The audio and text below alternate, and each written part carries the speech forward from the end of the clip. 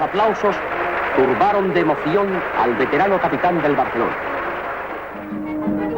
Se efectuó el sorteo del campo entre los capitanes César y Muñoz. Iban transcurridos 50 minutos cuando Kubala, doblando el cabo del ángulo izquierdo del área, centra matemáticamente y César deshace la igualada ganando por milímetros la acción al metalón.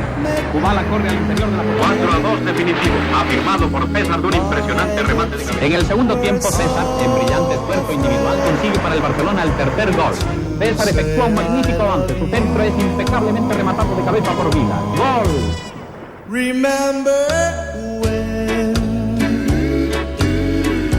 to my surprise, the heaven in my heart leaped into your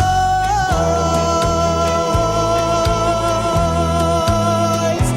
Remember how much I cried, tears of joy to think you were mine.